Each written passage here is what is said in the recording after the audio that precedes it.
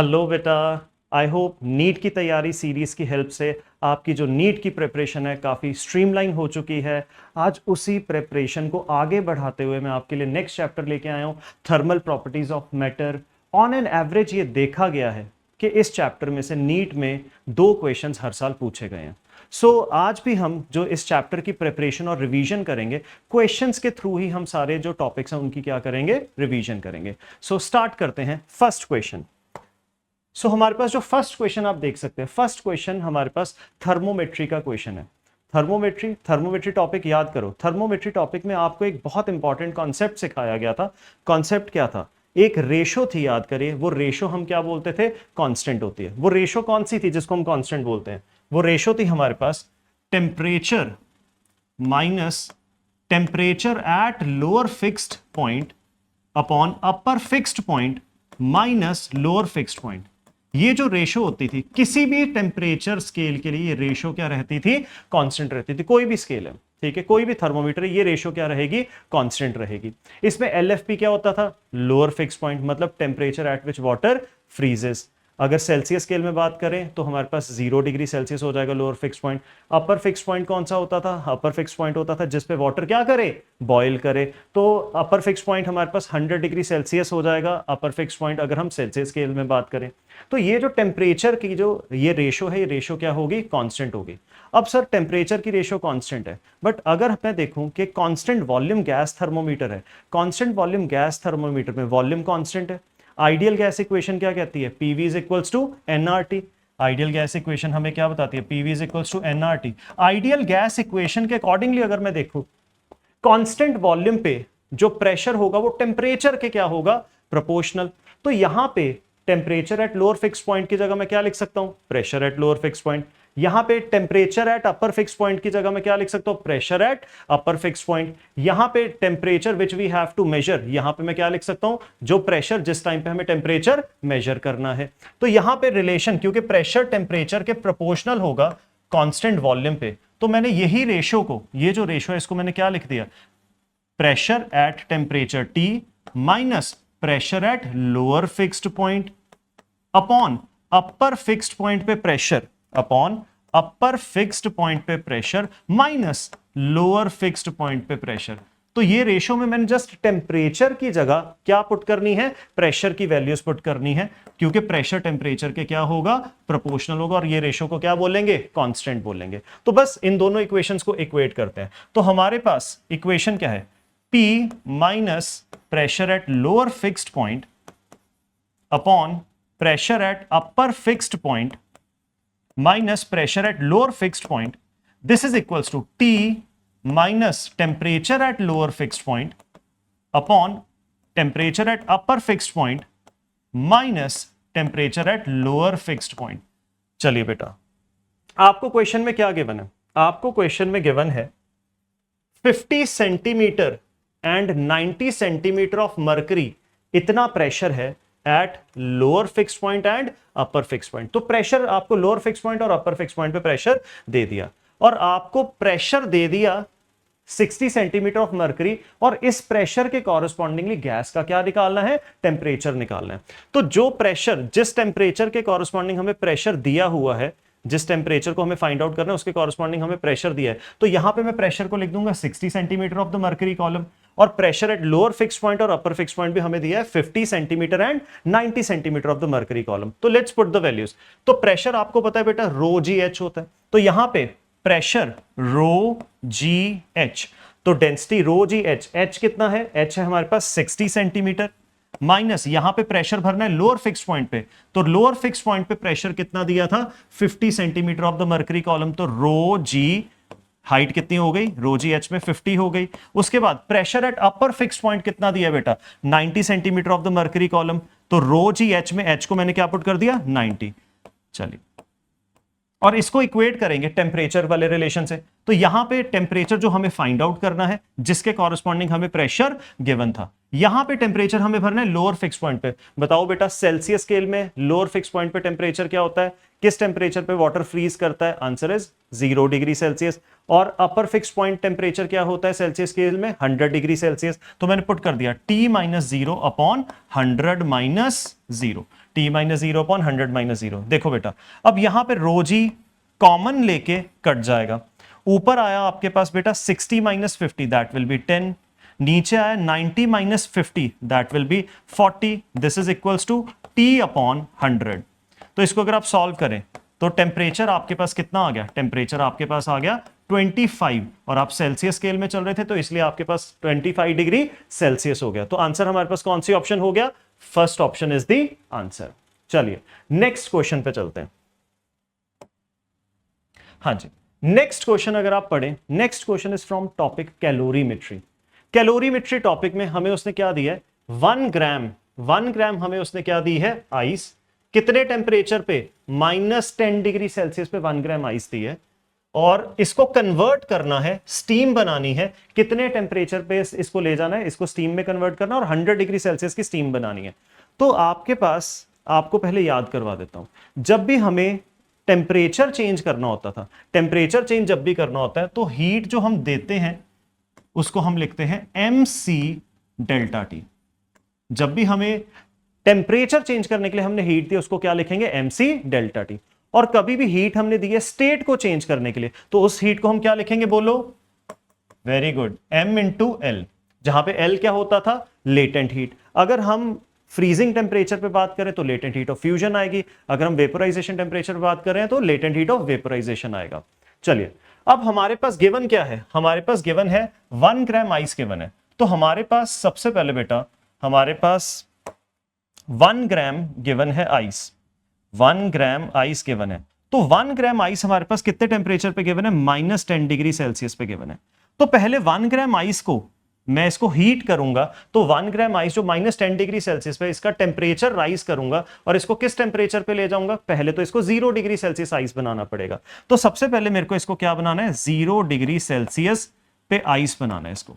तो इसको मेरे को हीट देनी पड़ेगी। कितनी हीट देनी पड़ेगी? तो आप सोचो, क्या मैंने हीट जो दी है उससे मैंने स्टेट चेंज किया कि टेम्परेचर चेंज किया?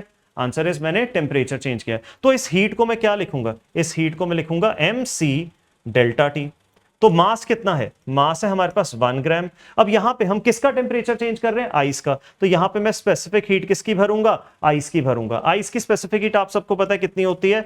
हाफ कैलोरी पर ग्राम पर केल्विन। ठीक है जी, तो हाफ होती है स्पेसिफिक हीट ऑफ आइस। अब मैंने टेम्परेचर कितना बढ़ा दिया? -10 से 0 कर दिया। तो टेम्परेचर कितना बढ़ा दिया मैंने? टेम्परेचर बढ़ा दिया मैंने 10 डिग्री सेल्सियस। तो कितनी हीट मैंने इसको दी होगी? 5 कैलोरी। कितनी हीट दी होगी? 5 कैलोरी। तो 5 कैलोरी हीट देके बेटा मैंने इसका टेम्परेचर -10 डिग्री सेल्सियस से 0 डिग्री सेल्सियस कर दिया। उसके बाद आपको पता है हम इसकी क्या चेंज करेंगे? स्टेट चेंज करेंगे। तो स्टेट चेंज जब हम करेंगे तो 0 डिग्री सेल्सियस, स्टेट जब भी चेंज करते हैं तो बेटा टेम्परेचर चेंज नहीं होता, तो कांस्टेंट टेम्परेचर पे ही स्टेट चेंज होती है। तो जो आइस होती है जब 0 डिग्री सेल्सियस पे आ जाती है, उसके बाद उसको हीट दोगे तो उसका टेम्परेचर नहीं बढ़ता, उसकी पहले क्या चेंज होती है? स्टेट चेंज होती है। तो 0 डिग्री सेल्सियस आइस, इसका पहले हम क्या करेंगे? स्टेट चेंज करेंगे। इसको 0 डिग्री सेल्सियस क्या बनाएंगे? वाटर बनाएंगे। तो ऑब्वियसली इसको वाटर बनाना है, मुझे हीट क्या करनी पड़ेगी? देनी पड़ेगी। तो जो मैंने हीट दी, हीट जो मैंने दी, अब मैंने जो हीट दी, हीट मैंने किस पर्पस के लिए दी है?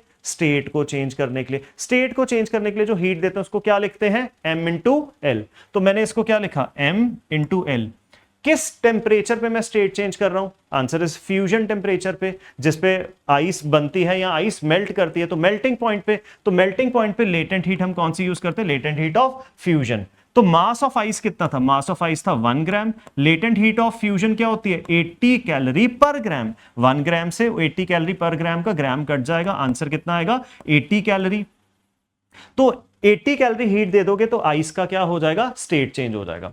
उसके बाद हमें फिर से अब क्या करना है? हीट देके इसको टेम्परेचर बढ़ाना है। तो इसको वाटर, अब वाटर बन चुका है, वाटर बन चुका है, तो वाटर बन गया हमारे पास। अब वाटर का टेम्परेचर बढ़ाता रहूंगा। कहां तक बढ़ाते रहेंगे? वाटर कहां तक एग्जिस्ट करता है? 100 डिग्री सेल्सियस तक वाटर क्या करता है? एग्जिस्ट करता है।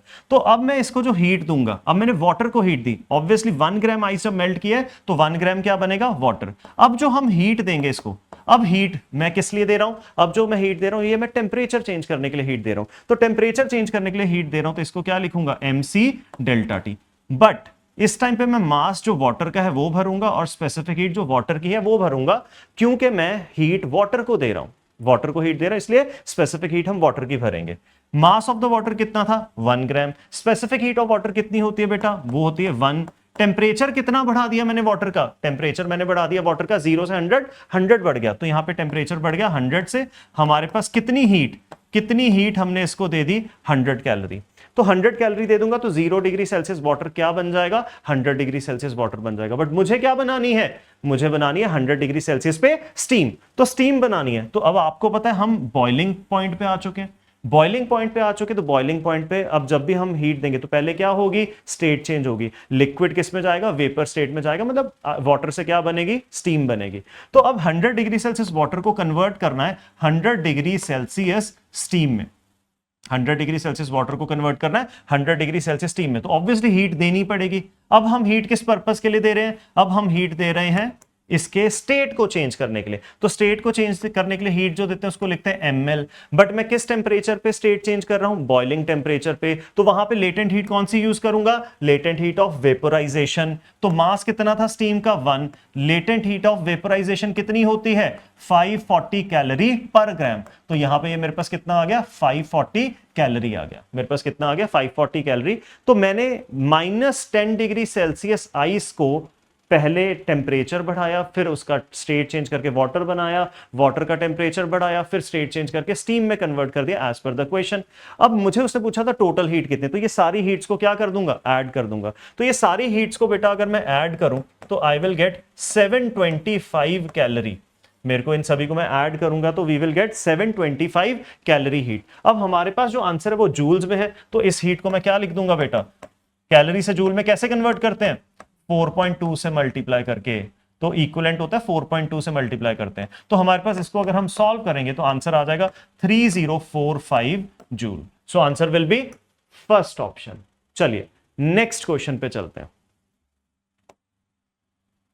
हाँ जी, next question again this is a very interesting question. दिखने में सर खतरनाक सा लग रहा है, ये तो हमसे नहीं होगा, बट ये क्वेश्चन को आप बहुत ही बेसिक्स के साथ अगर करोगे तो ये क्वेश्चन बहुत बहुत इजी क्वेश्चन है किसका, इसमें भी देखो वाटर और आइस को क्या किया है, मिक्स किया है। क्वेश्चन पढ़िए, वाटर और आइस को मिक्स किया है और उसने हमें ग्राफ दिया है। तो उसने क्वेश्चन में क्या बोला है, हमारे पास एक कंटेनर में हमने वाटर लिया जिसका टेम्परेचर 0 डिग्री सेल्सियस से ज्यादा है। उस कंटेनर में हमने क्या भर दी, आइस डाल दी उस कंटेनर पर, एक एडियाबैटिक कंटेनर है। तो एडियाबैटिक कंटेनर लेने से क्या हो गया कि बाहर सराउंडिंग के साथ कोई भी हीट एक्सचेंज नहीं होगा। तो जो भी हीट एक्सचेंज है वो वाटर और आइस के बीच में होगा। ऑब्वियसली वाटर हीट लूज करेगी, आइस वही हीट को क्या करेगा, गेन करेगा, जब तक उनका थर्मल इक्विलिब्रियम नहीं आ जाता। तो वाटर हीट लूज करता जाएगा, उतनी हीट कौन गेन करेगा, आइस गेन करेगा, जब तक उनका क्या नहीं आ जाता, थर्मल इक्विलिब्रियम। अब उसने हमें कहा है कि टेम्परेचर निकालो, इनिशियल वाटर का इनिशियल टेम्परेचर कितना था जिसको हमने यूज किया। तो इसमें तो इनिशियल टेम्परेचर पूछा, बट हमें फाइनल टेम्परेचर खुद डिड्यूस करना पड़ेगा पहले कि थर्मल इक्विलिब्रियम किस टेम्परेचर पे आ रहा है। उसके लिए उसने हमें ग्राफ दिया था, उसने बोला था ग्राफ में ये मास वर्सेस टाइम का ग्राफ है। इसमें हमें बताया गया कि 50 ग्राम थी इनिशियली आइस, उसके बाद कम होते होते आइस कितनी रह गई है बेटा, देखो कुछ टाइम के बाद जो आइस है, आइस मेरे पास 30 ग्राम रह गई। उसके बाद आइस की वैल्यू जो है, आइस का जो मास है वो क्या हो गया, कांस्टेंट हो गया। और उसके बाद आप ऊपर देखें, इनिशियली हमें वाटर का मास नहीं दिया, इनिशियली वाटर का मास नहीं दिया, 30 से कम था इनिशियली। उसके बाद वाटर का मास बढ़ते हुए कितना हो गया, 40 हो गया। वाटर का मास क्यों बढ़ेगा, आंसर है जो आइस मेल्ट करेगी वो किस में कन्वर्ट होगी, वाटर में ही तो कन्वर्ट होगी। तो वाटर का ये जो मास आपको इंक्रीज होता दिख रहा है, और उसके बाद वाटर क्या कर गया, कांस्टेंट हो गया। 40 ग्राम वाटर हमारे पास फाइनल वाटर की वैल्यू है। तो हमारे पास बेटा इसके बाद वाटर भी अमाउंट उसका कांस्टेंट हो गया, आइस का अमाउंट भी क्या हो गया, कांस्टेंट हो गया। इसका मतलब इसके बाद आइस और वाटर में एक्सचेंज नहीं हो रहा हीट का। तो यहां से इस टाइम के बाद, इस टी टाइम के बाद हमारे पास थर्मल इक्विलिब्रियम आ चुका होगा। तो बेसिकली अगर थर्मल इक्विलिब्रियम टी टाइम के बाद आ चुका है, तो अगर आप ऑब्जर्व करें इस टाइम पे आइस बच रही है 30 ग्राम, तो मेरे पास पानी भी बच रहा है, आइस भी बच रही है। तो ऐसा किस टेंपरेचर पे हो सकता है, 0 डिग्री सेल्सियस पे। 0 डिग्री सेल्सियस पे ही मेरे पास आइस बच सकती है। तो उसने मुझे बोला है ग्राफ के अकॉर्डिंगली कि मेरे पास आइस भी बच रही है और मेरे पास वाटर भी बच रहा है। तो आइस बच रही है तो टेंपरेचर फाइनल क्या होगा, 0 डिग्री सेल्सियस। तो T0 टेंपरेचर से 0 डिग्री सेल्सियस तक मेरे पास वाटर आएगा, और 0 डिग्री सेल्सियस आइस मेल्ट कर रही है। 0 डिग्री सेल्सियस पे जो आइस है उसका कुछ पार्ट क्या कर रहा है, मेल्ट कर रहा है। अब आप ध्यान से देखें, आइस इनिशियली कितनी थी, 50 ग्राम। तो 50 ग्राम से फाइनली कितनी रह गई आइस, 30 ग्राम रह गई, तो कितनी आइस मेल्ट कर गई, ये मैटर करता है, कितनी आइस मेल्ट कर गई। जो मेल्ट की आइस उसी ने तो हीट गेन की है, जो आइस मेल्ट की है उसी ने तो हीट को क्या किया था, गेन किया था। तो हमारे पास 20 ग्राम आइस क्या हुई है, मेल्ट हुई है। तो लिख देता हूं बेटा मैं, हमारे पास 20 ग्राम आइस हैज मेल्टेड।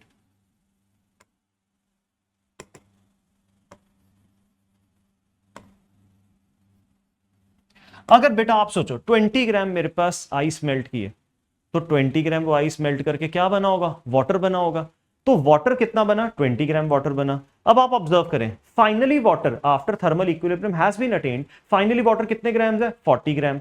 तो 20 ग्राम अमाउंट वाटर का बढ़ के 40 ग्राम हुआ होगा, तो इसका मतलब इनिशियली वाटर कितना प्रेजेंट था, 20 ग्राम। तो 20 ग्राम आइस जब मेल्ट की बेटा, तो 20 ग्राम उसने वाटर का अमाउंट क्या कर दिया, बढ़ा दिया। तो वाटर का फाइनल अमाउंट कितना दिया है, 40 ग्राम। इसका मतलब इनिशियली वाटर कितना अमाउंट था हमारे पास, 20 ग्राम। तो याद रखना हमारे पास कितनी आइस मेल्ट की है, 20 ग्राम। और इनिशियली यही इंपॉर्टेंट है इसमें, ये डिड्यूस करना कि इनिशियली कितना वाटर का अमाउंट था। तो एक गिवन अमाउंट ऑफ वाटर था जिसमें हमने बर्फ डाली, तो वो गिवन अमाउंट ऑफ वाटर कितना था वो मैंने डिड्यूस कर लिया, इनिशियली 20 ग्राम था। तो लिख लेते हैं 20 gram of water, 20 gram of water was present initially, ठीक है, was present initially।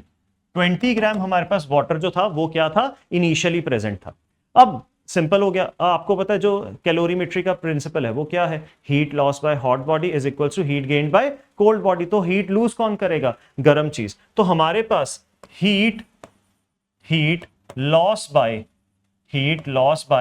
Water, water का इनिशियल टेम्परेचर कितना था, T0, और फाइनली वाटर कहां पे आ चुका है, 0 डिग्री सेल्सियस पे आ चुका है। तो वाटर ने जो हीट लूज की, ये गेन किसने की है, ये गेन की है हमारे पास हीट गेन्ड बाय आइस। तो ये जो लूज की है हीट वाटर ने, 20 ग्राम वाटर जो था इनिशियली उसने हीट लूज करके वो 0 डिग्री सेल्सियस तक आ गया। तो इस हीट को गेन किसने किया, इस हीट को गेन किया है आइस ने। बट कितने आइस के अमाउंट ने इस हीट को गेन किया, जितनी आइस मेल्ट की थी, वो ग्राफ ने हमें बता दिया था। आइस कितनी मेल्ट की थी, 20 ग्राम, 50 से कितनी रह गई आइस, 30 ग्राम रह गई। तो 20 ग्राम आइस क्या की थी, मेल्ट की थी।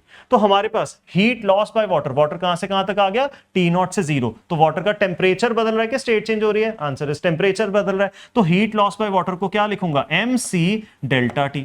यहां पे स्पेसिफिक हीट हम किसकी लेंगे, वाटर की। यहां पे हम मास ऑफ वाटर लेंगे जिस वाटर ने हीट को लूज किया था। वो कितना था इनिशियली वाटर, 20 ग्राम वाटर जिसने हीट को लूज किया, T0 से टेम्परेचर क्या हो गया, 0 हो गया। तो यहां पे पहले वैल्यूज लिख लेते, मास ऑफ वाटर कितना था, 20 ग्राम, स्पेसिफिक हीट ऑफ वाटर क्या होगी, 1, टेम्परेचर कितना लूज हुआ, T0 से कितना आ गया, 0 आ गया। तो T0 माइनस 0।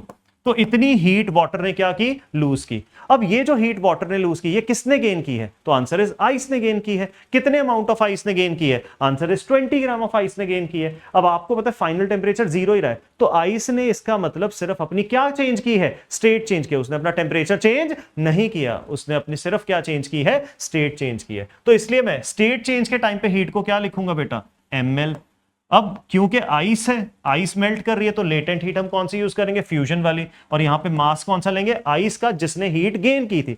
जो आइस मेल्ट हुई थी उसी ने हीट गेन की थी। 20 ग्राम आइस मेल्ट हुई है, तो 20 ग्राम आइस ने हीट को क्या किया है, गेन किया। तो यहां पे मास ऑफ आइस मेल्टेड लिख दिया 20 into latent heat of fusion कितनी होती है, 80 कैलोरी पर ग्राम। तो यहां से बेटा कैलकुलेशन करो, 20 से 20 कट गया, तो सॉल्व करेंगे तो T0 मेरे पास कितना आ गया, 80 डिग्री सेल्सियस। तो कौन सा ऑप्शन आंसर हो गया हमारे पास, फर्स्ट ऑप्शन आंसर हो गया। ठीक है, तो ये बहुत ही अच्छा क्वेश्चन था। बच्चे बस इसको ग्राफ देख के डर जाते हैं, तो ग्राफ को इसमें समझना है। नीट में ऐसे बहुत से क्वेश्चंस आएंगे जिसमें आपके पास graphical you can say information given होगी, तो उस इंफॉर्मेशन को डिड्यूस करना सीखो और उसको यूज करना सीखो। ठीक है, चलिए नेक्स्ट क्वेश्चन पे चलते हैं। नेक्स्ट क्वेश्चन, आपको पता है एनसीईआरटी बेस्ड भी काफी क्वेश्चंस नीट में डाले जाते हैं, तो हमारे पास ऐसे थ्योरेटिकल टाइप क्वेश्चंस भी काफी इंपॉर्टेंट है नीट पॉइंट ऑफ व्यू से। हम देखें न्यूमेरिकल्स भी इंपॉर्टेंट है, थ्योरेटिकल टाइप क्वेश्चंस भी इंपॉर्टेंट है। तो कॉन्सेप्चुअल क्वेश्चन है ये। इस कॉन्सेप्चुअल क्वेश्चन को देखें, हमारे पास 5 लीटर दिए हैं एक लिक्विड के, 5 लीटर है लिक्विड का। उस लिक्विड का हमने बताना है वेट समर्स में ज्यादा होगा, 5 लीटर है, उसका वेट समर्स में ज्यादा होगा कि विंटर्स में ज्यादा होगा? तो आप बेटा बताओ, समर्स में हमारे पास टेम्परेचर बढ़ता है, टेम्परेचर बढ़ता है तो लिक्विड की वॉल्यूम क्या करेगी? एक्सपैंड करेगी, वॉल्यूम एक्सपैंड करेगी, वॉल्यूम जो है लिक्विड की क्या करेगी? एक्सपैंड करेगी, वॉल्यूम एक्सपैंड करेगी। आपको पता है डेंसिटी होता है मास अपॉन वॉल्यूम, तो वॉल्यूम अगर एक्सपैंड करेगी बेटा तो लिक्विड की डेंसिटी क्या हो जाएगी? कम हो जाएगी। तो समर्स में लिक्विड की डेंसिटी कम होती है और विंटर्स में लिक्विड की डेंसिटी क्या होती है? ज्यादा होती है। लिक्विड की डेंसिटी विंटर्स में क्या होगी? ज्यादा होगी। अब उसने क्या कहा? उसने ये जो नहीं कहा पहले वो समझो।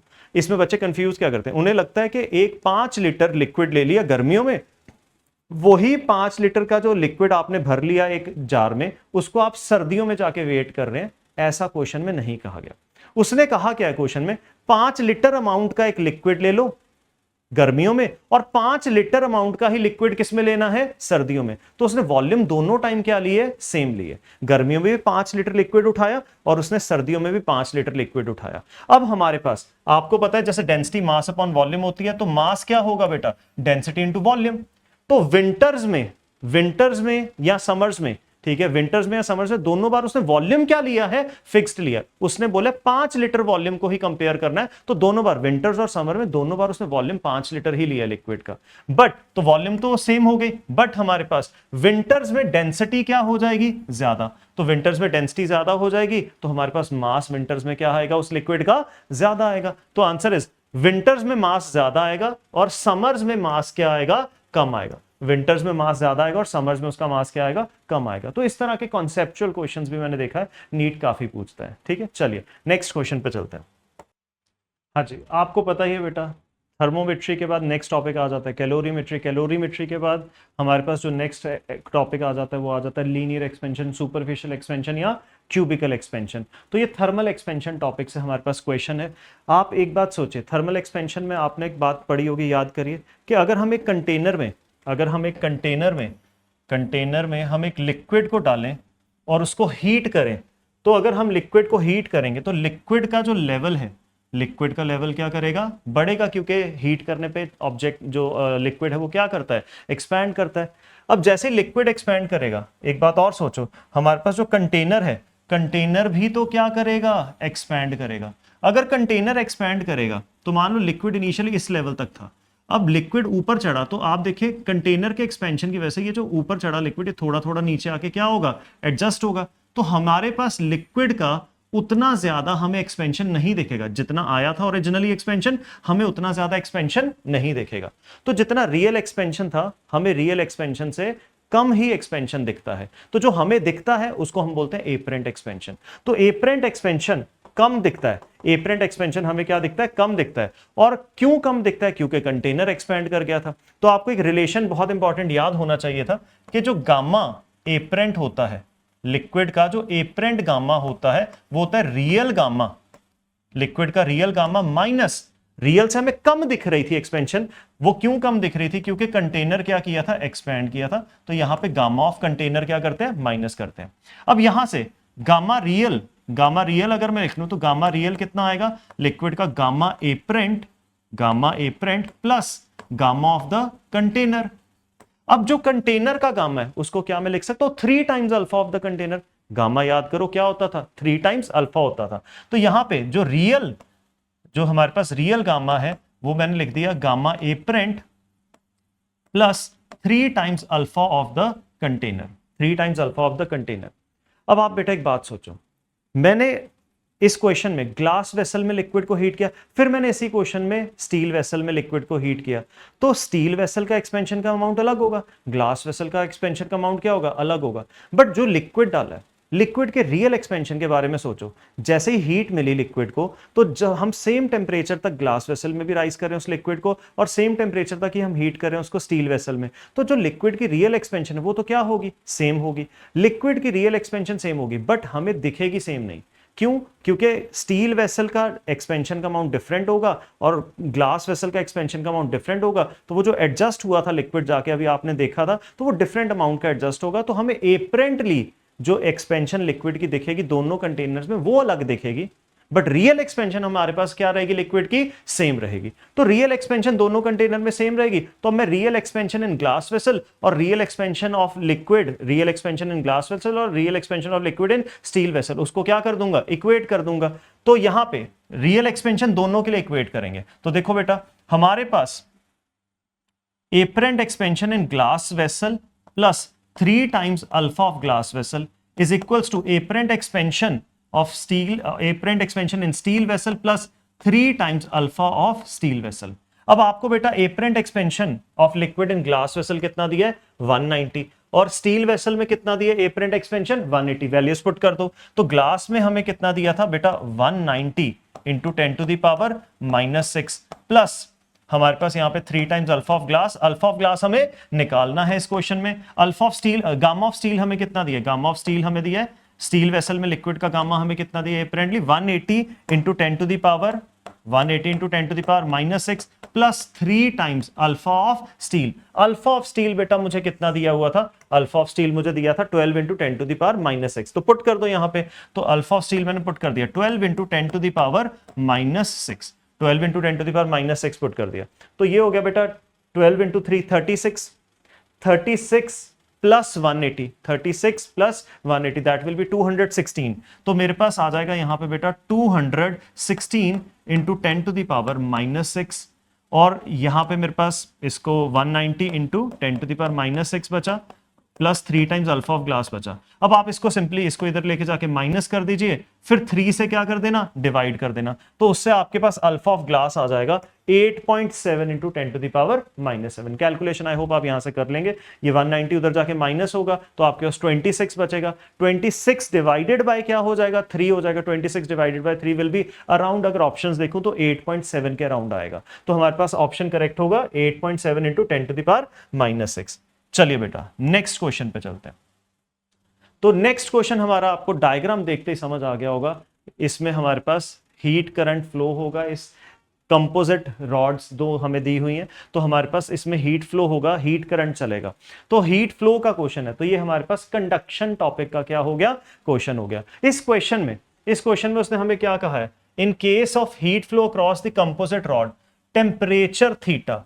यूजुअली आपको पता है कि जंक्शन का टेम्परेचर पूछा जाता था, बट उसने हमसे यहां पे फाइनल जो इस एंड का टेम्परेचर क्या किया, पूछा है। जंक्शन का टेम्परेचर दिया हुआ है, उसने हमसे किसका पूछ लिया, फाइनल टेम्परेचर पूछ लिया उस एंड का। ऐसा ही क्वेश्चन नीट 2025 में भी आया था, उसमें 3 रॉड्स का सिस्टम दिया था। उस क्वेश्चन को भी हम अभी देखेंगे। पहले इस क्वेश्चन को सॉल्व कर लेते, कॉन्सेप्ट सीख लेते हैं। तो कॉन्सेप्ट क्या है बेटा, हमारे पास जो हीट करंट होता था, हीट करंट का फॉर्मूला क्या होता था, याद करो। हीट करंट का फॉर्मूला होता था KA delta T by L।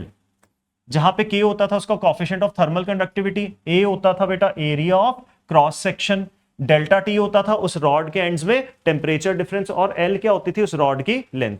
अब जैसा आप देख रहे हो, इस रॉड का थर्मल कंडक्टिविटी 3K दिया है, area of cross section 2A दिया है, और इसका हमें क्या दिया है, 2L दिया है। ऐसे इसकी भी वैल्यूज देख रहे हो, KA और L गिवन है। अब आपको पता है कि हमें यहाँ पे जो दोनों रॉड्स हैं किस कॉम्बिनेशन में, सीरीज कॉम्बिनेशन में। तो सीरीज कॉम्बिनेशन में दोनों के अंदर जो हीट करंट जाएगा वो क्या जाएगा, सेम जाएगा। यहां से जो हीट करंट आया वो यहां पे उतना ही हीट करंट जाएगा। तो हीट करंट पहली रॉड का और हीट करंट दूसरी रॉड का मैं क्या कर दूंगा, इक्वेट कर दूंगा। इसमें एक अजम्पशन है कि ये आप देख रहे हो, ये वाला जो क्रॉस सेक्शन है, यहां से हीट रेडिएशन की फॉर्म में लूज नहीं हो रही। क्वेश्चन में मेंशन नहीं है, बट आप ये अभी अज्यूम कर सकते हैं कि वहां से जो जंक्शन पे आप देख रहे हैं पूरा एरियाज ऐसे जुड़े नहीं हुए, तो ये जो एक्स्ट्रा एरिया वहां से रेडिएशंस की फॉर्म में हीट लॉस नहीं हो रही। तो जितना भी हीट पर सेकंड इसमें फ्लो करा तो वो सारा इसमें गया।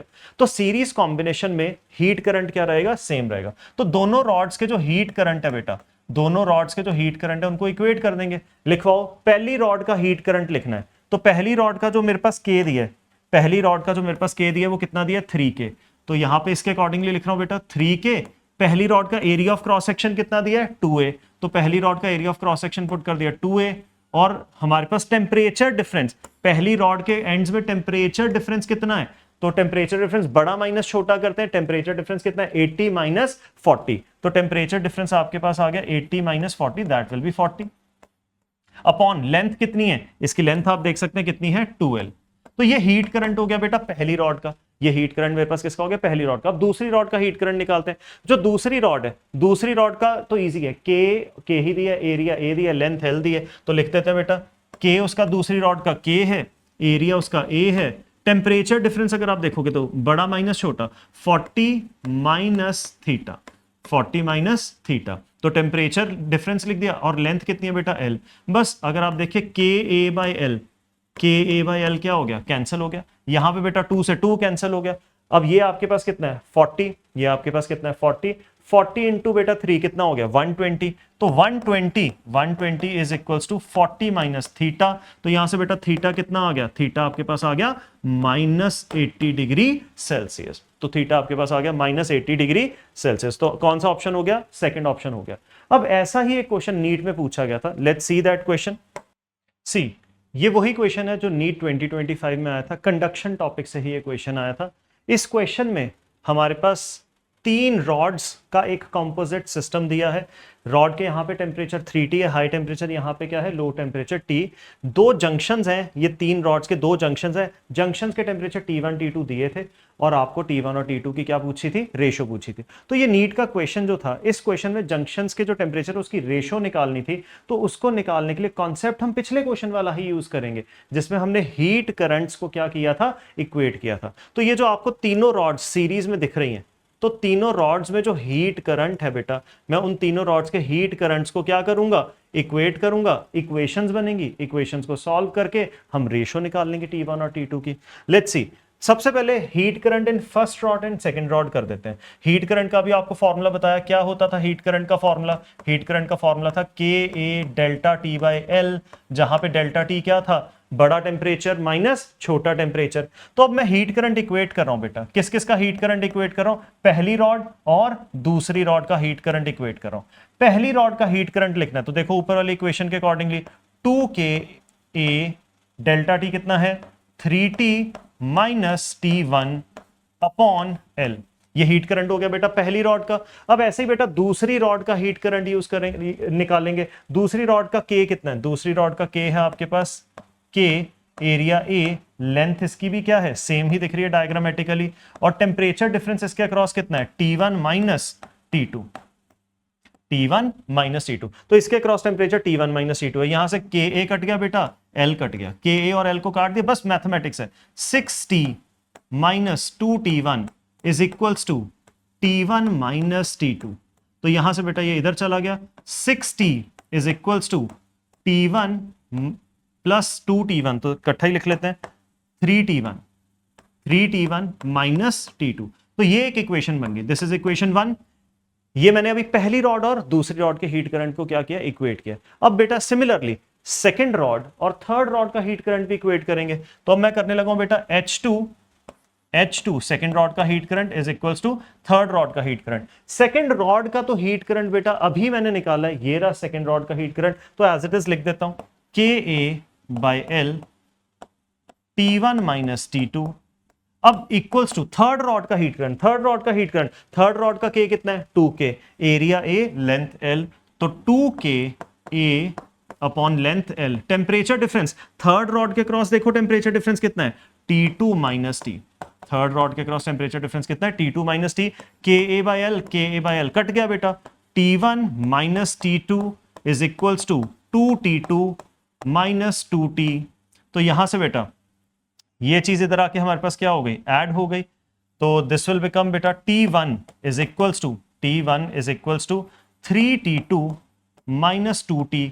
यहां से बेटा अगर आप देखो तो मेरे पास 2T इज इक्वल्स टू कितना आया, 2T आया बेटा 3T2 माइनस T1। अब तो सिर्फ कैलकुलेशन है, कैलकुलेशन आप अपने हिसाब से जैसे मर्जी इनको सॉल्व कर सकते हैं। यहां से मैंने T की वैल्यू निकाल ली, 3T2 माइनस T1 अपॉन 2।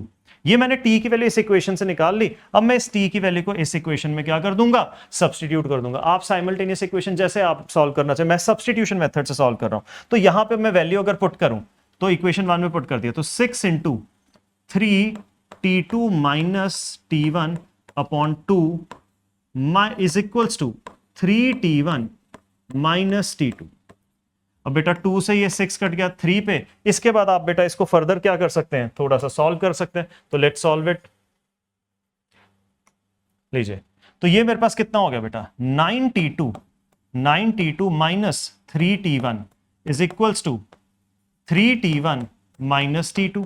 ये माइनस T2 इधर आके क्या हो गया बेटा 10T2 इज इक्वल्स टू, ये उधर चला गया बेटा 6T1। तो आप देख सकते हैं ये आपके पास गया 2 5 ये गया आपके पास 3 पे, तो T1 अपॉन T2 चेक करिए बेटा, T1 अपॉन T2 कितना आ गया 5:3। T1 अपॉन T2 कितना आ गया 5:3। तो बहुत इजी क्वेश्चन था, नीट ने जो पूछा था। तो नीट जो भी क्वेश्चंस पूछता है आप उन क्वेश्चंस को बेसिक्स के साथ डील करें।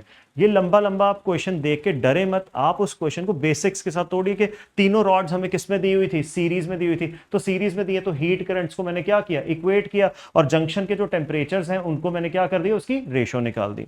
ठीक है, नेक्स्ट क्वेश्चन अगेन हमारे पास बेटा अगर आप ध्यान से देखें तो कंडक्शन टॉपिक से ही क्वेश्चन है। इसमें हमें क्या दिया है, एक रॉड दी हुई है कंडक्टिंग रॉड, जिसका आगे आते आते area of cross section radius क्या करता जा रहा है लीनियरली बढ़ता जा रहा है। तो रेडियस हमारे पास इसका लीनियरली बढ़ता जा रहा है आगे आते आते, और इसके इधर एक हाई टेम्परेचर दिया, इधर हमें क्या दिया लो टेम्परेचर। उसने पूछा है कि जैसे जैसे हम इस रॉड पे आगे आए एक्स बढ़े तो जो टेम्परेचर है स्टेडी स्टेट में है, ये स्टेडी स्टेट में जो टेम्परेचर है जैसे जैसे हम आगे आएंगे तो वो टेम्परेचर का क्या होगा। तो एक बात तो हमें क्लियर है, ये हायर टेम्परेचर है लो टेम्परेचर, आगे आते आते टेम्परेचर तो क्या होगा कम ही होगा। बट कम कैसे होगा, क्या इस तरह से पैराबोलिक डाउनवर्ड होगा, क्या हमारे पास ऐसे स्ट्रेट लाइन ग्राफ बनेगा। ये वाला ऑप्शन तो बेटा बिल्कुल भी नहीं हो सकता। क्यों नहीं हो सकता, क्योंकि इसके अंदर तो टेम्परेचर ही क्या कर दिया इंक्रीज कर दिया। लास्ट ऑप्शन हम देखेंगे इसमें भी टेम्परेचर क्या हो रहा है डिक्रीज हो रहा है। तो हमें ये देखना है कि टेम्परेचर डिक्रीज हो रहा है ये तो हमें पता है, बट ग्राफ कैसा बनेगा वो हमें देखना है। So let's see this, steady state है तो हमारे पास हीट करंट तो क्या होगा कांस्टेंट होगा। तो यहां से x डिस्टेंस आगे आके एक छोटी सी लेंथ और dx कवर करो, छोटी सी लेंथ dx और कवर करो। ये एक जो छोटा सा सेगमेंट आया, इस सेगमेंट के अक्रॉस ये जो आपके पास dx लेंथ आपने कवर की, छोटा सा सेगमेंट आया, इस सेगमेंट के क्रॉस टेम्परेचर डिफरेंस कितना होगा, इस सेगमेंट के क्रॉस टेम्परेचर डिफरेंस लेट से dt होगा। तो जो हीट करंट इसमें से फ्लो करेगा, हीट करंट इस सेगमेंट में से जो फ्लो करेगा, उस हीट करंट को मैं लिख रहा हूं KA, एरिया यहां का जो इस सेगमेंट का क्रॉस सेक्शनल एरिया होगा। तो इस सेगमेंट का जो क्रॉस सेक्शनल एरिया होगा, सेगमेंट छोटा सा ही है तो इसमें आपका जो वेरिएशन ऑफ रेडियस उसको कंसिडर करने की जरूरत नहीं है। तो KA बाय L इसका कितना लेंगे बेटा, इसका लेंथ कितना है dx, KA by dx into temperature difference. Temperature difference इसके अक्रॉस कितना है dt, टेम्परेचर डिफरेंस इसके अक्रॉस कितना है dt। अब आप यहां से देखें मेरे पास जो dt अपॉन dx है, dt अपॉन dx मेरे पास कितना आ रहा है h by KA, dt upon dx मेरे पास कितना आ रहा है h by KA। dt by dx ये तो डेरिवेटिव है, डेरिवेटिव का ग्राफिकल सिग्निफिकेंस क्या होता था, डेरिवेटिव का ग्राफिकल सिग्निफिकेंस होता था slope of the graph, derivative का ग्राफिकल सिग्निफिकेंस होता था स्लोप ऑफ द ग्राफ। तो इसको पढ़ो, ये हमारे पास क्या है slope of the temperature versus position graph जो हमें ऑप्शंस में दिए, टेम्परेचर वर्सेस पोजीशन ग्राफ जो हमें ऑप्शंस में दिए। अब आपको पता है कि ये हमारे पास स्लोप है, स्लोप ऑफ द ग्राफ है, टेम्परेचर फॉल करेगा, टेम्परेचर फॉल करेगी ये तो मुझे पता है, मुझे तो उसकी क्या देखनी है स्लोप देखनी है। ठीक है कि स्लोप का क्या हो रहा है, तो स्लोप हमारे पास क्या आ रही है h बाय KA, इसको ऐसे लिख लूं h अपॉन K पाई r स्क्वायर। अब यहां पे बेटा r क्या है, r इस जगह का क्या है रेडियस, और आगे आते आते रेडियस की वैल्यू क्या कर रही है इंक्रीज कर रही है, जैसे जैसे x बढ़ेगा रेडियस की वैल्यू क्या करेगी इंक्रीज करेगी। नाउ इन दिस केस अगर आप ध्यान से देखें जो आपके पास dt बाई dx आ रहा है, dt बाई dx आपके पास आ रहा है h अपॉन K पाई r square, h upon K पाई r स्क्वायर। अब आपको पता है जैसे जैसे स्टेडी स्टेट है, हीट जो जाएगी आगे तो हीट करंट तो क्या रहेगा कांस्टेंट रहेगा। स्मॉल स्मॉल सेक्शंस मानो, हर सेक्शन में हीट करंट क्या रहेगा कांस्टेंट रहेगा। ये हर सेक्शन एक सीरीज कॉम्बिनेशन में है, तो सीरीज कॉम्बिनेशन में हीट करंट तो क्या रहेगा कांस्टेंट रहेगा।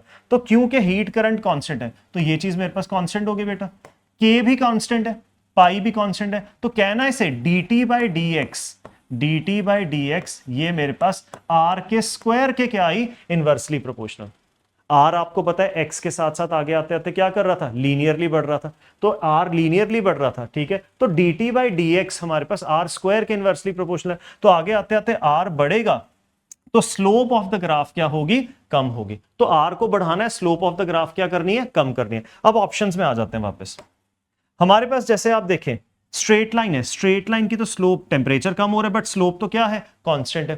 फर्स्ट ऑप्शन देखो फर्स्ट ऑप्शन में हमारे पास टेम्परेचर तो कम हो रहा है, बट अगर स्लोप देखें तो स्लोप कैसे देखेंगे, यहां पे टेंजेंट ड्रॉ करो और फिर बेटा एक यहां पे टेंजेंट ड्रॉ करो, तो नीचे आते आते स्लोप क्या कर रही है, बढ़ रही है। यहां पे स्लोप कम है बेटा, नीचे आते आते स्लोप की वैल्यू क्या कर गई थी, इंक्रीज कर गई थी। तो नीचे आते आते हमारे पास स्लोप की वैल्यू इंक्रीज करे, तो इसमें तो स्लोप क्या करे, टेम्परेचर डिक्रीज करे, बट स्लोप क्या कर रही है, इंक्रीज कर रही है। तो ये तीन ऑप्शन हो नहीं सकते, बचा last fourth option. Fourth option verify करो, तो टेम्परेचर तो कम हो रहा है, बट आप स्लोप देखो, यहां पे स्लोप ज्यादा है, टेंजेंट की इंक्लिनेशन देखो, यहां पे स्लोप क्या है, कम है। तो हमारे पास स्लोप ने डिक्रीज होना था, क्योंकि हमने अभी निकाला dt by d x, R radius आगे आते थे, जैसे जैसे आगे आओगे रेडियस बढ़ेगा तो dt बाई डी एक्स क्या होगा, कम होगा, तो स्लोप ऑफ द ग्राफ कम होगी, तो आंसर हमारे पास क्या आएगा, फोर्थ ऑप्शन। तो इस तरह से आपको स्लोप के अंदाजा लेके आपको इस क्वेश्चन को क्या करना था, सॉल्व करना था, रादर देन पूरा डिराइव नहीं करना था। आपको टेम्परेचर का एक्स के साथ कैसा वेरिएशन आ रहा है उसको डिराइव करने से अच्छा आप वैसा कर सकते हैं, पूरा टेम्परेचर का जो वेरिएशन आएगा एक्स के साथ उसका पूरा इक्वेशन बना सकते हैं इंटीग्रेट करके, जो पीछे इक्वेशन लिखी थी। बट बेटर है कि आप स्लोप से ही क्या कर लीजिए, जज कर लीजिए, क्योंकि ये मेथड ज्यादा नहीं यूज होता, इसलिए मैंने ये मेथड आपको यूज करके दिखाया ताकि एक आपके पास एक्स्ट्रा टूल हो नीट के एग्जाम में। ठीक है, नेक्स्ट क्वेश्चन देखते हैं। चलिए, कंडक्शन टॉपिक हो गया, now let's come to the radiation topic. इस चैप्टर में से जो सबसे फ्रीक्वेंटली आस्क्ड टॉपिक होता है वो रेडिएशन वाला होता है। रेडिएशन वाले टॉपिक में क्या क्या आप पढ़ते हो, आप ब्लैक बॉडी रेडिएशन पढ़ते हो, फिर आप पढ़ते हो कि आप किरचॉफ्स लॉ पढ़ते हो, फिर आप इसके अंदर स्टीफन्स लॉ पढ़ते हो, फिर आप इसके अंदर स्टीफन्स बोल्ट्जमैन लॉ पढ़ते हो, फिर वीन्स डिस्प्लेसमेंट लॉ पढ़ते हो, फिर आप इसके अंदर पढ़ते हो न्यूटन्स लॉ ऑफ कूलिंग। तो ये बहुत सारे टॉपिक्स हैं इस रेडिएशन टॉपिक में। तो इसके अंदर वीन्स डिस्प्लेसमेंट लॉ से भी देखा गया, नीट में क्वेश्चन काफी बार पूछा जा चुका है, न्यूटन्स लॉ ऑफ कूलिंग से भी क्वेश्चन काफी बार पूछा जा चुका है। तो उन्हीं सब क्वेश्चन को मिलाते हुए हम आपके लिए यहाँ पे कुछ और रेडिएशन टॉपिक से क्वेश्चन लेके आए। अब ये हमारे पास गिवन है graph spectral emissive power versus wavelength में। Spectral emissive power versus wavelength का जो ग्राफ होता था, इस ग्राफ का एरिया आपने पढ़ा होगा, इस ग्राफ का एरिया अंडर ग्राफ, कौन सा ग्राफ, एरिया अंडर ई लैम्डा वर्सेस लैम्डा, वो एरिया हमारा किसके बराबर होता है, सिग्मा इंटू टी की पावर 4।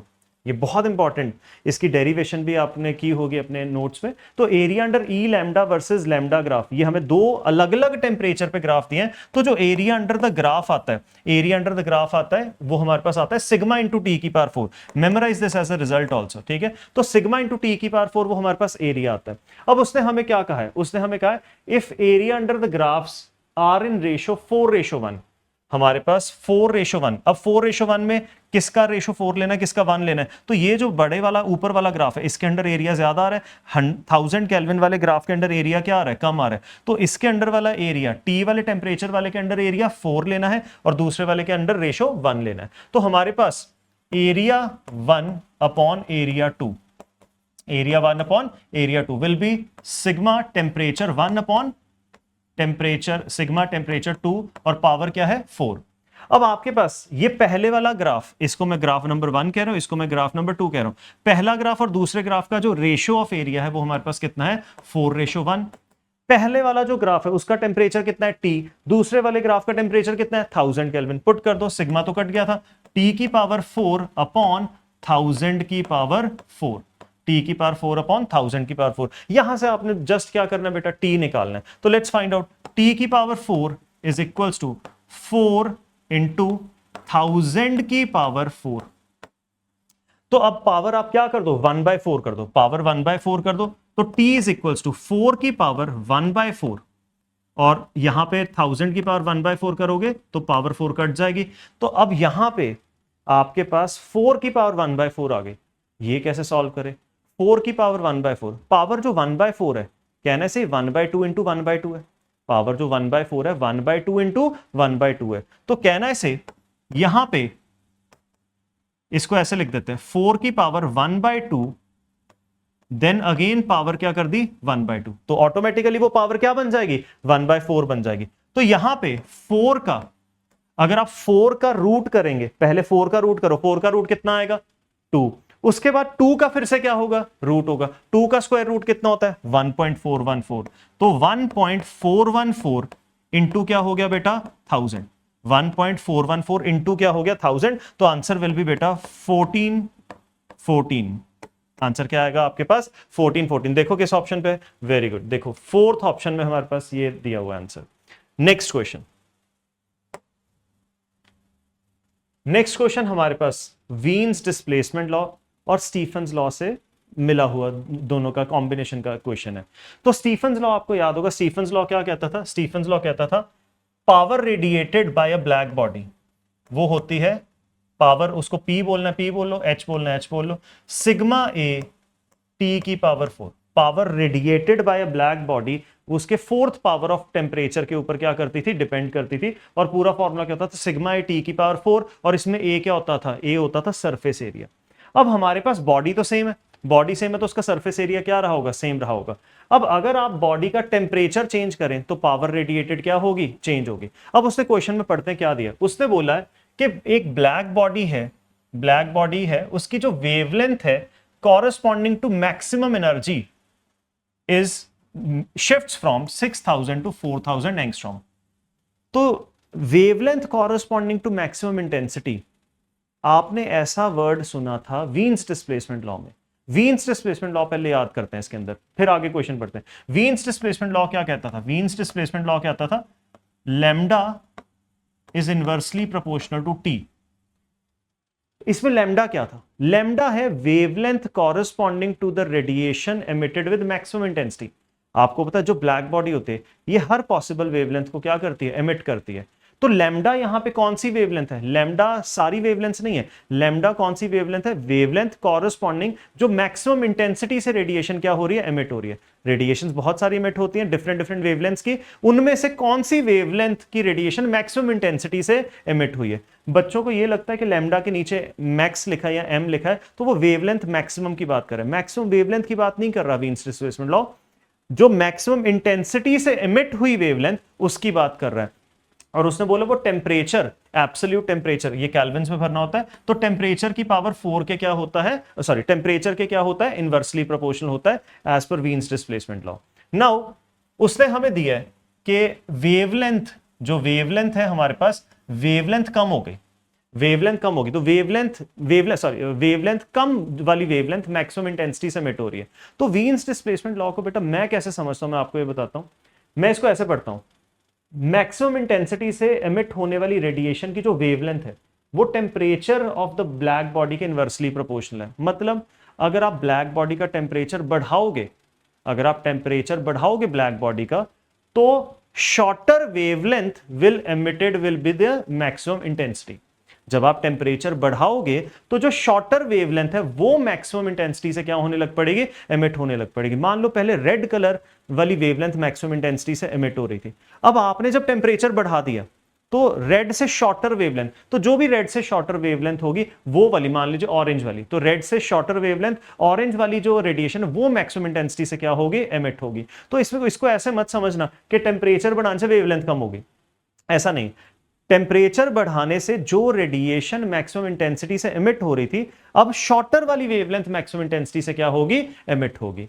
सो इसके अकॉर्डिंगली आपके पास इक्वेशन क्या बनेगी, lambda 2 upon lambda 1 will be T1 upon T2, lambda 2 upon lambda 1 will be T1 upon T2, क्योंकि इनवर्सली प्रोपोर्शनल है। अब क्वेश्चन देखो, पावर हमें बतानी है, जब शॉर्टर वेवलेंथ हो गई, ऑब्वियसली टेम्परेचर, वेवलेंथ शॉर्टर वाली अब मैक्सिमम इंटेंसिटी से एमिट हो रही है, तो ऑब्वियसली टेम्परेचर क्या हो गया होगा, बढ़ गया होगा। अब उसने पूछा टेम्परेचर जो बढ़ गया है हमारे पास, तो उसने पूछा कि अब कितने फैक्टर से जो पावर एमिट हो रही थी, रेडिएशन जो एमिट हो रही थी उसकी जो पावर है वो कितने फैक्टर से इंक्रीज होगी। तो पहले जितनी पावर है उसको H1 बोल देते, बाद में जो पावर है उसको क्या बोल देते हैं, H2 बोल देते हैं। तो कहना इसे H2 by H1 will be sigma A T2 by sigma A T1 की पावर 4। तो ये हमारे पास H2 by H1 होगा, इनिशियली पावर H1 थी, बाद में क्या थी, H2 थी। यहां से बेटा सिग्मा A कट गया, H2 by H1 मेरे पास क्या आया, T2 by T1 की पावर 4, T2 by T1 की पावर 4। अब T2 by T1 अगर देखें यहां ध्यान से, T2 by T1 मेरे पास कितना आ रहा है, लैम्डा 1 by लैम्डा 2। तो यहां पे T2 by T1 को सब्स्टिट्यूट कर दो, लैम्डा 1 by लैम्डा 2। तो बेटा मेरे पास H2 by H1 कितना हो गया, लैम्डा 1 बाय लैम्डा 2 की पावर 4। तो अब लैम्डा 1 बाय लैम्डा 2, तो लैम्डा 1 मेरे पास कितना था 6000, लैम्डा 2 मेरे पास कितना था 4000। तो यहां पे वैल्यूज पुट कर दो बेटा, 6000 एंगस्ट्रॉम डिवाइडेड बाय 4000 एंगस्ट्रॉम। तो ये मेरे पास जीरोस कट गए बेटा, 2 3 आर 2 4 का, सॉरी 2 इंटू 2 4। तो यहाँ पे 3 की पावर 4 कितनी हो जाएगी, 3 की पावर 4 हो जाएगी 81, और 2 की पावर 4 कितनी हो जाएगी 16। तो H2 by H1 will be 81 upon 16। तो basically H2 will be 81 upon 16 times H1। तो कितने फैक्टर से, कितने टाइम्स पावर अब ज्यादा हो गई है, दैट इज 81 अपॉन 16। अब ऐसा सेम क्वेश्चन नीट ने भी पूछा है, ठीक है। ये जो सेम क्वेश्चन है हमारे पास, ये सेम क्वेश्चन नीट ने भी पूछा है। वो क्वेश्चन देखते हैं जो नीट ने पूछा था। ये देखिए, नीट ने वही क्वेश्चन पूछा है। उसने, नीट ने बोला पावर रेडिएटेड इनिशियली P है, और जो वेवलेंथ मैक्सिमम एनर्जी से एमिट हो रही है वो कितनी है, लैम्डा नॉट। इनिशियली जो वेवलेंथ एमिट हो रही है लैम्डा नॉट। उसके बाद उसने क्या किया, टेम्परेचर को चेंज किया, टेम्परेचर को बढ़ा दूंगा तो shorter wavelength will be emitted with maximum intensity. तो अब मेरे को एक श्योर होगी बात, क्योंकि देखो शॉर्टर वेवलेंथ, पहले कितनी वेवलेंथ थी लैम्डा नॉट, अब कितनी वेवलेंथ मैक्सिमम इंटेंसिटी से एमिट हो रही है 0.75 lambda naught, 3/4 lambda naught, 0.75 lambda naught. तो ये शॉर्टर वेवलेंथ मैक्सिमम इंटेंसिटी से अब एमिट हो रही है, तो इसका मतलब टेम्परेचर तो क्या किया है, बढ़ाया होगा, ठीक है। तो उसने जो टेम्परेचर है वो क्या किया होगा, बढ़ाया होगा, ठीक है। अब सेम आइडियोलॉजी लगा देते हैं पिछली बार वाली। आपके पास जो हमारे पास लैम्डा 1 या lambda 2 by lambda 1, lambda 2 by lambda 1 Wien's displacement law के अकॉर्डिंगली वो क्या होगा, T1 by T2। Lambda 2 by lambda 1 हमारे पास क्या होगा, T1 बाय T2। यहां आप इसको रिवर्स करके भी लिख सकते हैं, T2 bye T1, T2 bye T1 क्या होगा हमारे पास, लैम्डा 1 बाय लैम्डा 2। अब पिछले क्वेश्चन की तरह ही जो हमारे पास हीट करंट्स की जो, सॉरी जो हमारे पास पावर रेडिएटेड की जो रेशियो आई थी, H2 bye H1, H2 by H1, वो हमारे पास आई थी T2 अपॉन T1 की पावर 4। तो यहां पे T2 अपॉन T1 की वैल्यू पुट कर दो, that will B lambda 1 by lambda 2, और इसकी पावर क्या होगी 4। अब लैम्डा 1 बाय लैम्डा 2, ठीक है, लैम्डा 1 कितना है, लैम्डा नॉट, पुट कर दीजिए वैल्यू यहां पे, lambda naught divided by 3/4 lambda naught, divided by 3/4 lambda naught, इसकी पावर क्या हो गई 4। अब लैम्डा नॉट से लैम्डा नॉट कटेगा, 4 कहां आ जाएगा, ऊपर आ जाएगा। तो जैसे ही आपके पास 4 ऊपर आ जाएगा, लेट्स सी 4 आपके पास ऊपर आ गया, तो H2 बाई H1 इज 4/3 की पावर 4। तो ये आपके पास कितना हो गया, 4 की पावर 4 करोगे तो दैट विल बी बेटा 256, और 3 की पावर 4 करोगे तो दैट विल बी 81। तो आपके पास H2 कितने टाइम्स आया, H2 आया 256/81 टाइम्स। तो ये बेटा नीट ने भी क्वेश्चन पूछा था 2018 में। नेक्स्ट क्वेश्चन देखते हैं बेटा, देखिए next question again Wien's displacement law के ऊपर बेस्ड क्वेश्चन है ये। हमारे पास उसने क्या बोला है, wavelength of maximum emitted energy at 700 kelvin is 4.02। तो 4.02 माइक्रोमीटर वाली वेवलेंथ मैक्सिमम इंटेंसिटी से एमिट हो रही है जब टेंपरेचर कितना है 700 केल्विन। उसने बोला अगर बॉडी का टेंपरेचर हम डबल कर दें 1400 केल्विन, तो कौन सी वेवलेंथ मैक्सिमम इंटेंसिटी से एमिट होगी। ये तो वीन्स डिस्प्लेसमेंट लॉ का बेसिक क्वेश्चन हो गया। तो आपको पता है लैम्डा 2 बाय लैम्डा 1 अभी पिछले क्वेश्चन में किया, that will be T1 by T2, that will be T1 by T2। अब आपके पास यहां पे T1 कितना है, T1 था 700 केल्विन, और T2 आपके पास कितना है 1400 केल्विन। लैम्डा 2, लैम्डा 1 कितना है, लैम्डा 2 है 4.08। तो ये बेटा यहाँ पे 2 का फैक्टर आया तो 4.08 उधर जाएगा, हाफ हो जाएगा, हाफ होके लैम्डा 2 कितना आएगा 2.04 माइक्रोमीटर। तो आपके पास टेम्परेचर डबल हो गया था, तो half wavelength will be emitted with the maximum intensity, क्योंकि टेम्परेचर डबल हो गया था तो हाफ वेवलेंथ अब क्या होगी, मैक्सिमम इंटेंसिटी से एमिट होगी। चलिए बेटा नेक्स्ट क्वेश्चन देखते हैं। नेक्स्ट क्वेश्चन, अब आपके पास जो रेडिएशन टॉपिक है, रेडिएशन टॉपिक में वीन्स डिस्प्लेसमेंट लॉ हो गया, स्टीफन्स लॉ को हमने यूज कर लिया। अब हम नेक्स्ट जो टॉपिक लेके आए हैं वो आपके पास क्या है, न्यूटन्स लॉ ऑफ कूलिंग। ये वाला न्यूटन्स लॉ ऑफ कूलिंग का ये जो क्वेश्चन आपके सामने है कि बॉडी 80 से 60 उसका टेम्परेचर कम हुआ 5 मिनट्स में, उसके बाद बॉडी का टेम्परेचर जो है हमें नेक्स्ट 5 मिनट्स के बाद कूल होगी बॉडी, नेक्स्ट 5 मिनट्स में कितनी ठंडी होगी। तो बेसिकली फाइनल टेम्परेचर उसने हमसे पूछा नेक्स्ट 5 मिनट्स के बाद। तो ये जो क्वेश्चन है, इस क्वेश्चन को करने के लिए आपके पास जो फॉर्मूला होता है, फॉर्मूला आपके पास क्या होता है इस क्वेश्चन को करने के लिए, बॉडी जब कूल डाउन कर रही है तो T initial minus T final upon time taken for the cooling, ये बॉडी का इनिशियल टेम्परेचर, ये बॉडी का final temperature upon time taken for cooling, this is equals to K initial temperature of the body plus final temperature of the body divided by 2 minus surrounding का temperature, minus surrounding का temperature. तो ये हमारे पास basically formula होता है इस question के अंदर, पेट जो हम यूज करते हैं। एक दूसरा फॉर्मूला भी होता है बट उसमें हमें लॉगरिथमिक फंक्शंस को सॉल्व करना पड़ता है, वी प्रेफर कि हम ये वाला फॉर्मूला यूज कर लें। तो इस फॉर्मूले के अकॉर्डिंगली यहां पे बॉडी का इनिशियल टेम्परेचर अगर पुट करूं तो कितना है 80, उसके बाद बॉडी का फाइनल टेम्परेचर अगर मैं पुट करूं तो कितना है 60, टाइम कितना लगा था याद रखना 5 मिनट्स, मैंने टाइम मिनट्स में पुट किया। दिस इज इक्वल्स टू के इनिशियल टेम्परेचर जो बॉडी का है, इनिशियल कितना था 80 प्लस क्या कर दो 60 डिवाइडेड बाय 2 माइनस सराउंडिंग का टेम्परेचर, सराउंडिंग का टेम्परेचर कितना है 20, सराउंडिंग का टेम्परेचर 20 भर दिया। इसको जस्ट सॉल्व करें, 80 माइनस 60 20 बाय 5, तो ये कितना हो गया 4, 20 बाय 5 4, के यहां से के की वैल्यू निकालेंगे पहले, 80 प्लस 60, 80 प्लस 60 आपके पास कितना हो गया 140, 140 अपॉन 2 कितना हो गया 70, तो 70 माइनस 20 कितना हो गया 50। तो यहां से बेटा मैंने इनिशियली मैंने k की वैल्यू निकाली, जो उसने इनिशियल इंफॉर्मेशन दी है उससे मैंने k की वैल्यू निकाल ली 4/50। अब नेक्स्ट 5 मिनट के बाद उसने मेरे से पूछा है कि बॉडी का क्या हो जाएगा टेम्परेचर, तो यही फॉर्मूला मैं नेक्स्ट 5 मिनट के लिए लगाऊंगा। 80 से 60 हो गया था टेम्परेचर पहले 5 मिनट में, अब 60 से कितना टेम्परेचर हो जाएगा नेक्स्ट 5 मिनट्स के बाद, तो यही फॉर्मूला मैं दोबारा से बेटा यूज करने लगा। So let's use this formula again, यही हमारे पास फॉर्मूला है, इसी को मैं क्या कर रहा हूं दोबारा से यूज कर रहा हूं। तो यही फॉर्मूला हम दोबारा से यूज करेंगे बेटा।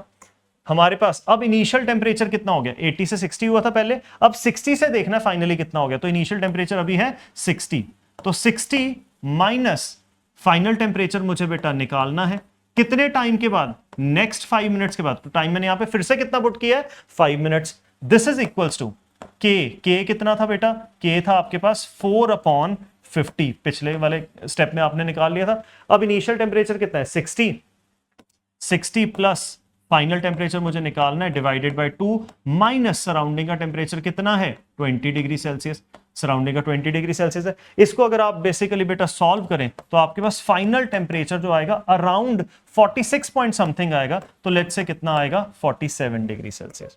ठीक है, तो आंसर आपके पास कौन सा हो जाएगा, फोर्थ ऑप्शन। अब मैं आपको रेकमेंड करता हूं, ये क्वेश्चन ना नीट में इसको क्वेश्चन को घुमा घुमा के पूछता है वो। जैसे मैंने तो आपसे सीधा ही पूछ लिया था कि फाइनली टेम्परेचर बताओ नेक्स्ट 5 मिनट्स के बाद, नीट ने इसी क्वेश्चन को एक बार पूछा हुआ है। कैसे पूछा था नीट ने क्या बोला नीट एग्जामिनेशन में कि पहले 5 मिनट में 20 डिग्री सेल्सियस का फॉल आ गया, तो नेक्स्ट 5 मिनट में फॉल क्या 20 डिग्री सेल्सियस का आएगा कि उससे ज्यादा का आएगा कि उससे कम का आएगा, तो आपने वैल्यू ही निकाल ली। देख लो नेक्स्ट 5 मिनट में, पहले 5 मिनट में 20 डिग्री का फॉल आया, नेक्स्ट 5 मिनट में आपका 60 से टेम्परेचर कितना हो गया 47, तो नेक्स्ट 5 मिनट 13 डिग्री का फॉल आया। पहले 5 मिनट में 20 डिग्री का, नेक्स्ट 5 मिनट में 13 डिग्री का, तो अगले 5 मिनट में इतना ज्यादा कूल नहीं हुआ। पहले 5 मिनट में ज्यादा कूल हुआ, अगले 5 मिनट में कूल क्या हुआ, कम हुआ। क्यों ऐसा हुआ, आपको न्यूटन्स लॉ ऑफ कूलिंग की डेफिनेशन याद करनी पड़ेगी। रेट ऑफ कूलिंग बॉडी के टेम्परेचर और सराउंडिंग का जो टेम्परेचर होता है उसके डिफरेंस के प्रोपोर्शनल होता है।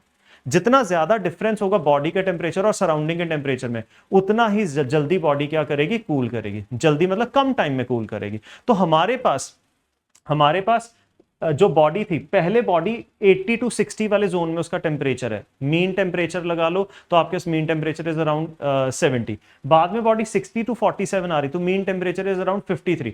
तो पहले 70 और सराउंडिंग टेम्परेचर कितना है 20, पहले टेम्परेचर डिफरेंस क्या है, ज्यादा है। ठीक है, तो इसलिए पहले 5 मिनट में उसका काफी ज्यादा टेम्परेचर क्या किया था, फॉल किया था। उसके बाद आप देखो अगले 5 मिनट में मीन टेम्परेचर निकाला हमने 53 है, तो 53 और सराउंडिंग टेम्परेचर है 20, तो अब डिफरेंस क्या रह गया, कम रह गया।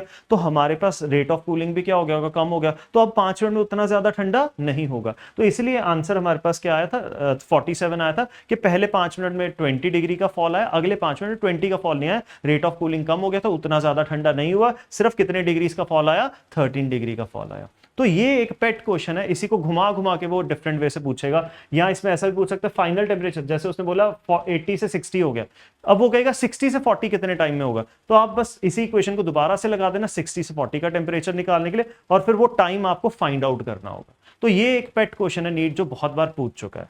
Let's see next question. ये क्वेश्चन मजेदार है। रेट ऑफ कूलिंग या रेट ऑफ हीटिंग, अगर आप एक ऑब्जेक्ट को सराउंडिंग में रख दोगे तो वो ऑटोमेटिकली क्या होता रहेगा, कूल होता रहेगा। रेट ऑफ कूलिंग जो होता है, रेट ऑफ कूलिंग, और इस क्वेश्चन में क्या है, हमने गुलाब जामुन है और पिज्जा है, तो गुलाब जामुन हमारे पास एक आर रेडियस का, एक 2r रेडियस का गुलाब जामुन है। फिर हमारे पास पिज्जा है, पिज्जा को आप डिस्क मान सकते हैं, तो पिज्जा हमारे पास एक r रेडियस का पिज्जा और एक 2r रेडियस का क्या है, पिज्जा, थिकनेस सेम है। तो हमारे पास उन दो गुलाब जामुन के पीसेस, एक छोटा बड़ा और एक हमने क्या रखा, एक माइक्रोवेव में हमने रखा पिज्जा का छोटा पीस और बड़ा पीस। उसने पूछा है कि रेट ऑफ हीटिंग, ठीक है, कौन जल्दी हीट हो जाएगा। आंसर इज जिसका रेट ऑफ हीटिंग ज्यादा होगा वो जल्दी हीट हो जाएगा, जिसका रेट ऑफ हीटिंग कम होगा वो टाइम लेके हीट होगा। तो सिमिलरली रेट ऑफ कूलिंग की तरह ही है। तो रेट ऑफ कूलिंग अगर आप याद करें, रेट ऑफ कूलिंग जो होता था बेटा हमारे पास, रेट ऑफ कूलिंग प्रोपोर्शनल होता था बेटा area, surface area upon mass की रेशियो के। रेट ऑफ कूलिंग की बात कर रहे हैं, rate of cooling area, surface area upon mass की रेशियो के प्रोपोर्शनल होता था। तो पहले बात करते हैं बेटा गुलाब जामुन की, ठीक है। तो गुलाब जामुन की बात करते हैं, तो rate of cooling, gulab jamun की बात करें, गुलाब जामुन को एक सफियर मान सकते हैं। तो गुलाब जामुन का जो रेट ऑफ कूलिंग है वो गुलाब जामुन का सरफेस एरिया क्या होगा गुलाब जामुन का, 4 पाई रेडियस का स्क्वायर अपॉन मास क्या होगा, density into volume, gulab jamun का कितना लेंगे, 4/3 पाई आर क्यूब। तो यहां से अगर आप देखें बेटा, आर स्क्वायर से आर क्यूब कटेगा, तो रेट ऑफ कूलिंग एक स्फेरिकल ऑब्जेक्ट के लिए, रेडियस के क्या आया, इनवर्सली प्रोपोर्शनल आया। ये बात याद भी रखनी है। रेट ऑफ कूलिंग, अब इस क्वेश्चन में रेट ऑफ हीटिंग बोल देंगे, रेट ऑफ हीटिंग जो है वो रेडियस के क्या आया, स्फीयर के केस में इनवर्सली प्रोपोर्शनल आया। तो आप खुद देखिए, जिस स्फीयर का रेडियस कम होगा उसका रेट ऑफ हीटिंग क्या होगा, ज्यादा। तो पर सेकंड वो ज्यादा हीट होगा, मतलब वो जल्दी गर्म होगा। तो छोटे गुलाब जामुन और बड़े गुलाब जामुन में छोटे गुलाब जामुन का रेडियस कम है तो उसका रेट ऑफ हीटिंग क्या है, ज्यादा है। तो इससे एक आंसर तो मिल गया कि स्मॉलर गुलाब जामुन उसका जो हमारे पास रेट ऑफ हीटिंग है वो ज्यादा है, इसलिए वो जल्दी हीट हो जाएगा इन कंपैरिजन टू द बड़ा वाला गुलाब जामुन। और अगर इसको ठंडा होने के लिए दोनों को रख दो तो फिर भी हम यही बोलेंगे कि जो छोटे वाला गुलाब जामुन है वो जल्दी ठंडा होगा इन कंपैरिजन टू द बड़े वाला गुलाब जामुन। अब बेटा पिज्जा के लिए भी बात करनी है, तो पिज्जा के लिए बात करते हैं। पिज्जा एक क्या है, पिज्जा एक डिस्क है। तो हमारे पास सेम थिकनेस का ही लेंगे हम पिज्जा, थिकनेस सेम रहेगी, रेडियस क्या हुआ है, चेंज हुआ है। एक बार रेडियस r है, एक बार रेडियस क्या है, 2r है, बट थिकनेस हम दोनों बार क्या मान रहे हैं, सेम मान रहे हैं, रेडियस चेंज हुआ है। तो अब हमारे पास इसको एक डिस्क की तरह मानेंगे, डिस्क मान लो या एक छोटा सा सॉलिड सिलेंडर मान लो जिसकी थिकनेस या हाइट बहुत कम है। तो रेट ऑफ कूलिंग जो है, रेट ऑफ कूलिंग फिर से, या rate of heating, area, surface area disc का upon mass of the disc, उसके क्या होगा, प्रोपोर्शनल। तो पिज्जा का ये जो सरफेस एरिया, ये सर्कुलर वाला सरफेस एरिया, वहां से रेडिएशन एमिट करता है। तो उस सरफेस एरिया की वजह से वो क्या होता है, कूल होता है। उस सरफेस एरिया, वही सरफेस एरिया इन्वॉल्व है जिससे वो हीट रेडिएशंस को एमिट कर रहा है। तो हमारे पास यहाँ पे जो सरफेस एरिया है, सरफेस एरिया हम क्या लेंगे बेटा, पाई आर स्क्वायर, सर्कुलर एरिया था ना, पाई आर स्क्वायर से वो हीट को क्या कर रहा है, एमिट कर रहा है। और मास ऑफ द पिज्जा हम क्या लिखेंगे, मास ऑफ द पिज्जा हम लिखेंगे density of the pizza into volume of the pizza. Volume कैसे लिखूंगा, ये एक सिलेंडर हो गया, पाई आर स्क्वायर इंटू हाइट कितनी है, थिकनेस, तो पाई आर स्क्वायर इंटू क्या कर दिया, थिकनेस। पाई आर स्क्वायर से पाई आर स्क्वायर कट गया, मतलब रेडियस पे रेट ऑफ हीटिंग या रेट ऑफ कूलिंग डिपेंड ही नहीं कर रहा पिज्जा के केस में। किस पे डिपेंड कर रहा है, थिकनेस पे, वेरी इंपॉर्टेंट, किस पे डिपेंड किया, थिकनेस पे डिपेंड किया।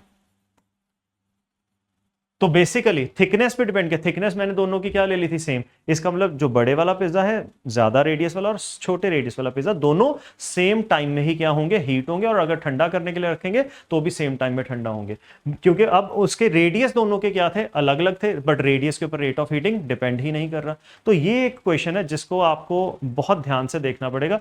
दोनों गुलाब जामुन को उसने कंपेयर किया और दोनों पिज्जाज को आपस में कंपेयर किया। तो मैंने पहले गुलाब जामुन के लिए निकाला, स्फीयरिकल बॉडी के लिए जो रेट ऑफ कूलिंग या रेट ऑफ हीटिंग है वो स्फीयर के सॉलिड स्फीयर मान रहे हैं वो रेडियस के क्या है, इनवर्सली प्रोपोर्शनल। और हमारे पास अगर एक डिस्क वाले शेप की बॉडी है तो रेट ऑफ हीटिंग या रेट ऑफ कूलिंग उसके थिकनेस के क्या है, इनवर्सली प्रोपोर्शनल, रेडियस के ऊपर डिपेंड नहीं करती। और सेम इस क्वेश्चन में तो नहीं पूछा, अगर एक स्फेरिकल शेल हो, सॉलिड स्फीयर की जगह स्फेरिकल शेल हो, तो उसमें भी आप डिराइव कर सकते हैं रेट ऑफ हीटिंग या रेट ऑफ कूलिंग थिकनेस के ही क्या आएगा, इनवर्सली प्रोपोर्शनल, रेडियस पे डिपेंड नहीं करेगा। सो आई होप आप सबको ये क्वेश्चन समझ आ गया। Thank you.